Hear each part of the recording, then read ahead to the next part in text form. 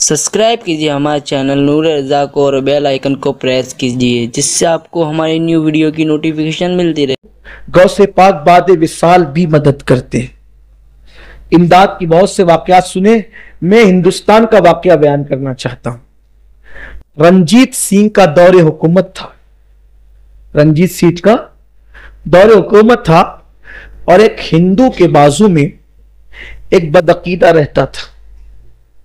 हिंदू की बीवी बड़ी खूबसूरत और हसीन थी, जमील थी। वो बदअकीदा ने उस हिंदू की बीवी को देख लिया और देखने के बाद उस पर फरेबता हो गया।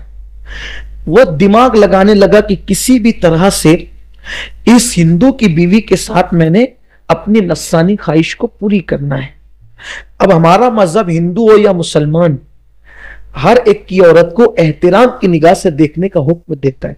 सिख की बीवी हो, ईसाई की बीवी हो, मुसलमान की बीवी हो, हिंदू की बीवी हो, मजहब यहां नहीं देखा जाता।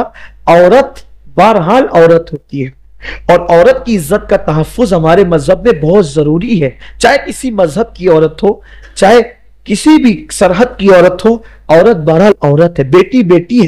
काफिरों की बेटियां रसूलुल्लाह की बारगाह में लाई गई और उनके सरों पर दुपट्टे नहीं थे तो अल्लाह के हबीब ने अपनी चादरें उनके सरों पर डाल दी और हमें बताया कि बेटी किसी की भी हो, बेटी बेटी होती है। औरत किसी के घर की भी हो, औरत औरत होती है। तो उसने चूंकि था बदअकीदा, रसूलुल्लाह से उसका रिश्ता नहीं था, तो वो पापी था, मुजरिम था।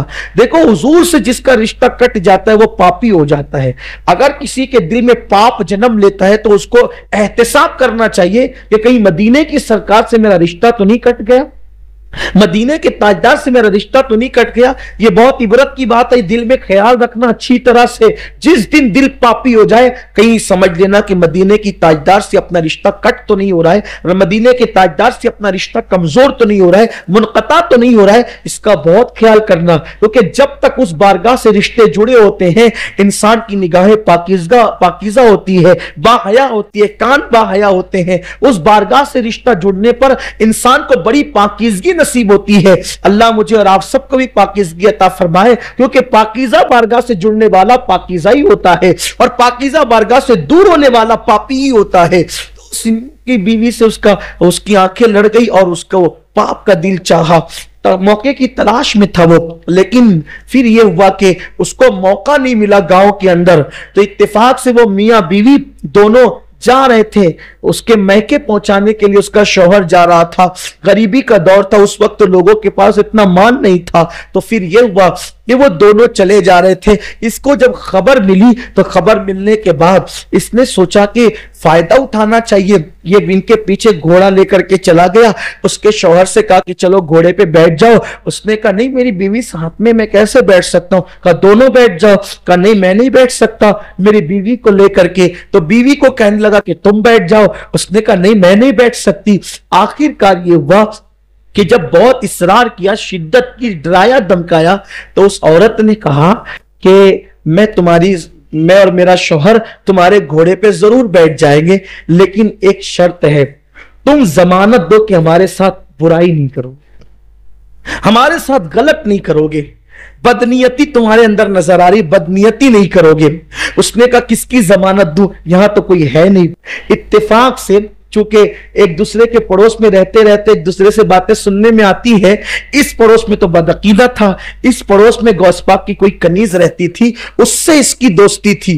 तो वो जो कनीज थी गौस पाक की, सुन्नी कनीज, वो इसको बताती थी कि हमारे मुर्शिद गौस पाक हैं, उनकी करामत ये है, वो मदद के लिए आते हैं, वो इमदाद के लिए आते हैं, उनको पुकारो तो वो मदद करते हैं, और ये होता है और ये होता है और ये होता है और ये होता है और ये होता है, ये सब चीजें वो बताती थी। तो ये मजहब की मुसलमान नहीं थी, लेकिन चूंकि औलिया अल्लाह की करामत सुन सुन करके इसके दिल में गौस पाक की मोहब्बत पैदा हो गई थी। तो उसकी सोचा कि मुसलमान है। अब वो तो बेचारी दूसरे मजहब की थी, समझा कि सारे मुसलमान एक जैसे होते हैं, जैसे कि आज भी दूसरे लोग समझते हैं सब एक जैसे होते हैं, इसीलिए लोग बदगुमान भी होते हैं। अल्लाह अकबर। तो जब उसने कहा कि यहां जंगल में कौन है जो जिसकी जमानत दूं, का एक काम करो, वो तुम्हारे जो बगदाद वाले बड़े पीर है ना, उनकी जमानत दे दो, बस मैं तुम्हारी सवारी गुलामी पर बैठ जाऊंगी अपने शौहर के साथ। अब चूंकि वो था बदमजहब, उसने सोचा कि बड़े पीर के नाम से मेरी बिगड़ी बन रही है ना। जब तकरीर करते हैं तो कहते हैं हराम है, शिर्क है, बिदअत, लेकिन जब मुराद मिलने वाली होती तो फिर बराबर याद आते हैं। फिर क्या हुआ, कहा कि ठीक है तुम वो जो बड़े पीर बगदाद वाले ना, बड़े पीर साहब, हम जो वो उनकी जमानत देते हैं, बैठ जाओ तुम्हें कुछ नहीं होगा। अब जैसे दोनों मियां बीवी घोड़े पर बैठे, इसने निकाली तलवार और तलवार निकाल करके इसके शौहर को कत्ल कर दिया। जैसे शौहर को कत्ल किया, उसकी लाश गिराई और घोड़ा दौड़ाने लगा। जब घोड़ा दौड़ा रहा था तो वो पीछे मुड़ मुड़ कर देखती थी, पीछे मुड़ मुड़ कर देखती थी, पीछे मुड़ मुड़ कर देखती थी। उस बदबख्त ने कहा, ए लड़की, तू पीछे मुड़ मुड़ कर किसे देख रही है? तो उसने कहा, बगदाद वाले बड़े पीर साहब को देख रही है। बगदाद वाले बड़े पीर साहब को देख रही है।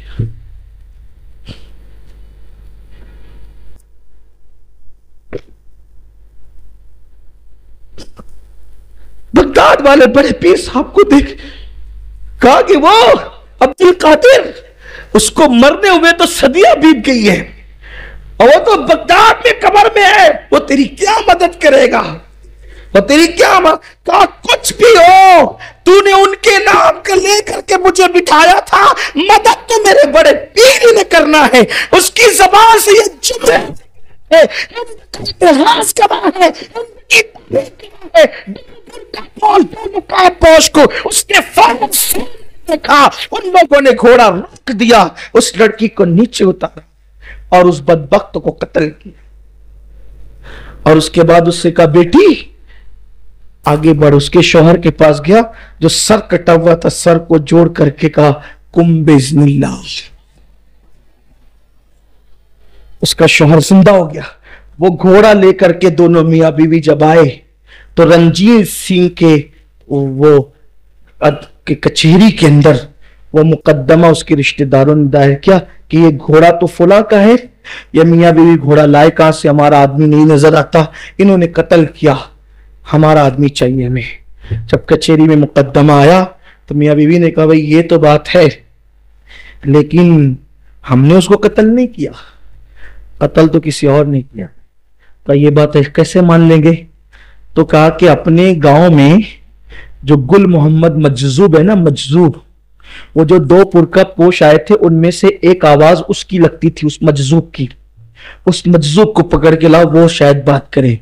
तो हजरत गुल मोहम्मद मजजूब को जब पकड़ के लाया गया तो उन्होंने पूरा वाकया बयान फरमाया। कहा कि एक तो गौस पाक थे और एक तो मैं था, इसकी इमदाद के लिए। ये सरकार गौस पाक की, हिंदू भी पुकारे मदद के लिए, मेरा मुर्शिद आता है, सरकार बस यकीन चाहिए। काफिर भी पुकारे मदद, ये गौस पाक, कोई यकीन तो पैदा